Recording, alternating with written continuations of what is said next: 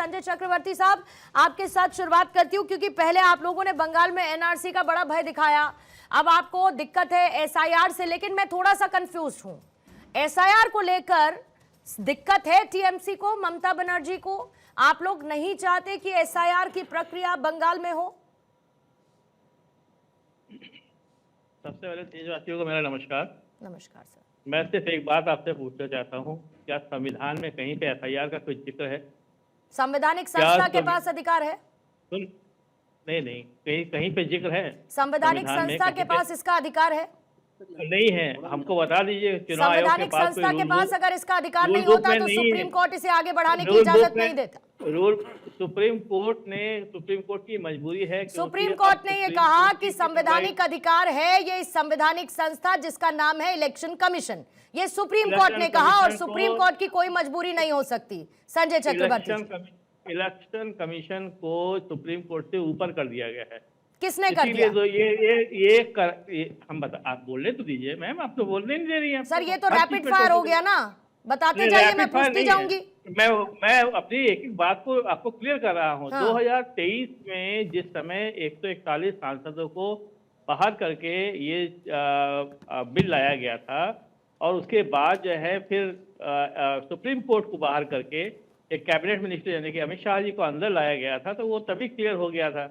और इसमें ये भी कहा गया था कि अब इलेक्शन कमीशन के ऊपर कोई भी केस नहीं हो सकता, ये बिल लाया गया था तब, जबकि विपक्ष को, सत्ता को, सबको बाहर करके तभी बिल लाया गया था। इसका मतलब सुप्रीम पावर किसके पास हो गई? अब सुप्रीम कोर्ट की भी सुनवाई नहीं, जवाबदेही नहीं, सुप्रीम कोर्ट के पास भी उनकी जवाबदेही नहीं।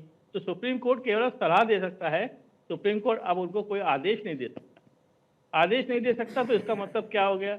आपके पावर जो है राष्ट्रपति से भी ज्यादा ऊंची हो गई है। इसीलिए जो है, अच्छा सबसे बड़ी बात यह है कि एसआईआर से बीजेपी को विरोध क्यों नहीं है, विपक्ष को ही विरोध क्यों है? आपको है ना, मैंने यही सवाल पूछा था संजय जी, आपको विरोध है ना? टीएमसी को विरोध है ना एसआईआर का? 100% विरोध है ना आपका? तो ये बताइए कि पहले एसआईआर फॉर्म लेने से आप इनकार कर रहे थे, तो टीएमसी कार्यकर्ता अब इसका फॉर्म भरवा क्यों रहे हैं, अगर समस्या है तो? भरवा रहे, इसीलिए जो है हम लोगों ने एक एक बीएलओ के पीछे 5-5 कार्यकर्ता को लगाया है। अच्छा। इसीलिए लगाया हुआ है कि ऐसे कि जो है हम उस चीज को फॉलो कर रहे हैं कि वोट नहीं कटने देंगे। हाँ। 5-5 एक बीएलओ के पीछे 5-5 हमारे कार्यकर्ता लगे हैं, हम कार्डर बेस है, हमारे साथ जो है ऐसे किसी का भी नाम आप उठा करके किनारे कर दोगे, हटा दोगे तो लगे है ना, तो फिर एसआईआर की प्रक्रिया चले। आपने लगा दिए 5-5 लोगों को एक बीएलओ के पीछे, कोई समस्या नहीं है इसमें, तो फिर सड़कों पर बवाल क्यों? आपने लगा दिया नेताओं को, अब सड़कों पर बवाल क्यों? भाई क्यों फैला रहे हैं भाई एसआईआर को लेकर? हमारा अधिकार है, लोकतंत्र का ये नियम है, हम सड़कों पे जाएंगे, हम लोगों को समझाएंगे। हाँ। ये लोकतंत्र है, लोकतंत्र में आप हमें सड़कों पे उतरने से आप नहीं रोक सकती। हाँ। आपके सारा सही चल रहा है, कोई नहीं रोकता, लेकिन अपनी सहूलियत के हिसाब से लोकतंत्र और संविधान का इस्तेमाल करना, और अपनी सहूलियत के हिसाब से संविधान में दिए गए अधिकारों को, निहित अधिकारों को अपने हिसाब से मॉडिफाई करना और उसकी एक स्क्रिप्ट रच देना जरूर भ्रम की स्थिति पैदा करता है। इसमें कोई संजय चक्रवर्ती जी दो राय है नहीं। जरा सिद्धार्थ यादव जी मुझे ये बताइए कि विपक्ष का ये आरोप और ये कंफ्यूजन क्या सिर्फ मुझे ही हो रहा है क्या? मैं ये समझ नहीं पा रही कि एसआईआर को लेकर किस बात का विरोध है। आप एक तरफ ये कहते हैं कि जो वोटर लिस्ट है उसमें गड़बड़ी है, वोटर लिस्ट में गड़बड़ी को दुरुस्त करने के लिए एसआईआर की प्रक्रिया जरूरी है, तो फिर बार बार टाइमिंग पर सवाल, प्रक्रिया पर सवाल, इलेक्शन कमीशन के संवैधानिक अधिकारों पर सवाल, और यहां तो टीएमसी के नेता अब ये भी बता रहे हैं कि सुप्रीम कोर्ट की मजबूरी हो गई है।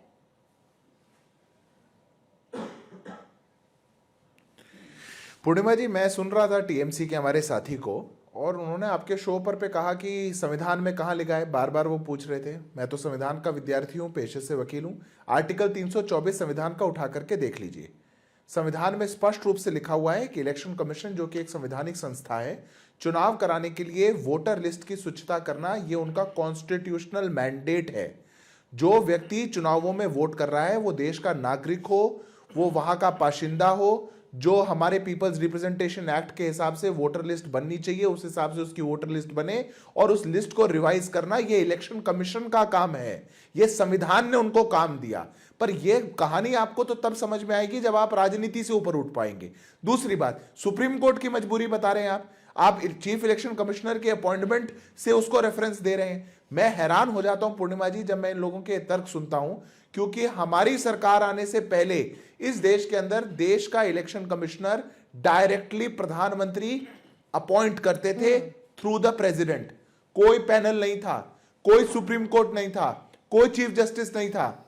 जब सुप्रीम कोर्ट में मामला गया तो ऑनरेबल सुप्रीम कोर्ट ने कहा कि आप इसको नियुक्ति की कोई प्रक्रिया बनाइए, क्योंकि संवैधानिक प्रक्रिया नहीं थी, डायरेक्ट अपॉइंटमेंट था, और जब तक प्रक्रिया नहीं बनती चीफ जस्टिस ऑफ इंडिया उस पैनल का हिस्सा रहेंगे। हमने प्रक्रिया बनाई, और क्या बनाई? हमने विपक्ष के नेता को उस पैनल में शामिल किया, लॉ मिनिस्टर, प्रधानमंत्री और विपक्ष के नेता। अब विपक्ष के नेता की से है इलेक्शन कमीशन कौन बनेगा उसमें।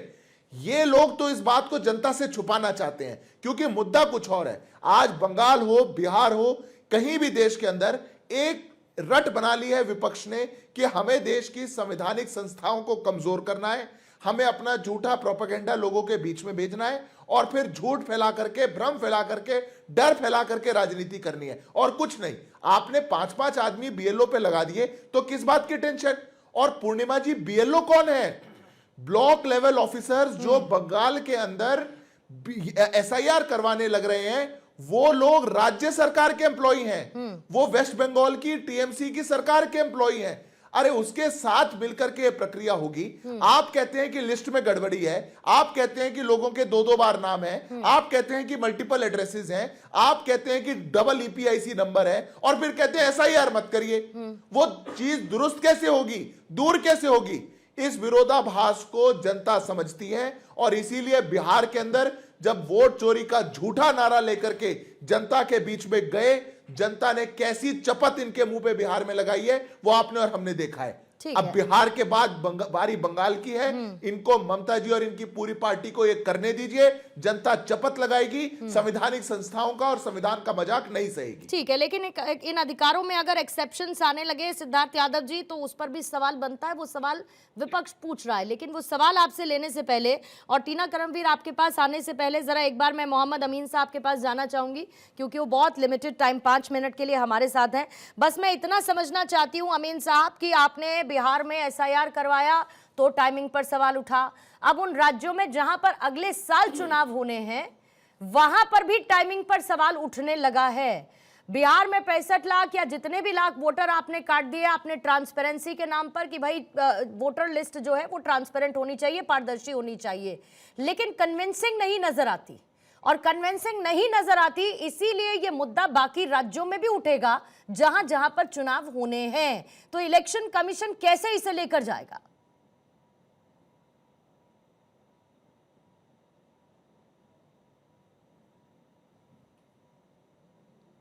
अमीन साहब, मैं ऑडिबल हूं आपको?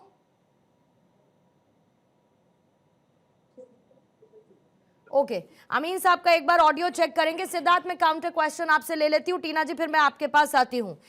इन अधिकारों में एक्सेप्शन के तौर पर फिर असम क्यों दिखता है? इलेक्शन कमीशन अपने इन अधिकारों का इस्तेमाल या फिर वोटर लिस्ट में ट्रांसपेरेंसी करने के लिए असम को बाहर क्यों रख देता है? नहीं, मुझे लगता है इसमें पूर्णिमा जी किसी प्रकार का कोई डाउट नहीं होना चाहिए। इलेक्शन कमीशन को पूर्णतः अधिकार है, और इलेक्शन कमीशन ने स्पष्टता से कहा है कि चुनाव जहां जहां होंगे हम वोटर की लिस्ट की सूचिता करेंगे। ऐसा नहीं है कि एसआईआर ही वोटर लिस्ट की सूचिता करने का तरीका है। मैं आपको उदाहरण के लिए बोलता हूं, टीएमसी के व्यक्ति यहां पर बैठे हैं। 6 जनवरी और 6 मार्च को वोटर लिस्ट का रिवीजन करके 1 लाख नाम बंगाल में काटे गए। इन ये तो कुछ भी नहीं बोल रहे। क्यों नहीं बोल रहे? ये एक रेगुलर प्रोसेस है। नामों का एडिशन और डिलीशन होना, नामों को हटाना और कम करना, बढ़ाना, ये एक चुनाव की एक रेगुलर प्रोसेस है। पर एसआईआर जो कि एक इंटेंसिव रिवीजन है, जहां घर घर जाकर के चेक किया जाता है, इसकी भी समय समय पर अलग अलग राज्यों में आवश्यकता पड़ती है। जहां पे 15 साल 20 साल की अवधि बीत चुकी, उसके बाद एसआईआर करा जा रहा है। ये इलेक्शन कमीशन का मैंडेट है। तो इलेक्शन कमीशन ने कह दिया कि हम हर जगह करेंगे। मैं तो नागरिक के नाते कह रहा हूं, ये मेरे लिए प्रश्न नहीं है कि इलेक्शन कमीशन वहां क्यों करेगा नहीं करेगा। नागरिक के नाते मैं जानता हूं कि इलेक्शन कमीशन ने कहा है कि हर चुनाव से पहले हम लिस्टों की सूचिता करेंगे, इन चुनावों जहां जहां चुनाव आएंगे वो लोग सूचिता करेंगे, एसआईआर उसका एक प्रक्रिया है, वो उस प्रक्रिया को ठीक है, पालन यानी कि करेंगे। आपके हिसाब से जब असम में चुनाव होंगे तो उससे पहले वहां पर भी एसआईआर की प्रक्रिया जैसे नियमित बाकी राज्यों में चुनाव से पहले हो रही है वहां पर भी होगी। संजय चक्रवर्ती जी जल्दी से काउंटर रखिएगा, फिर उसके बाद टीना जी आपके पास फौरन आ रही हूँ। मैं सिंपल एक बात पूछना चाहता हूँ, ये जीरो मकान नंबर क्या कौन सा होता है? जो अब की बात जो है जीरो मकान नंबर, 3 लाख जो है वोट पड़े हैं, जीरो मकान नंबर,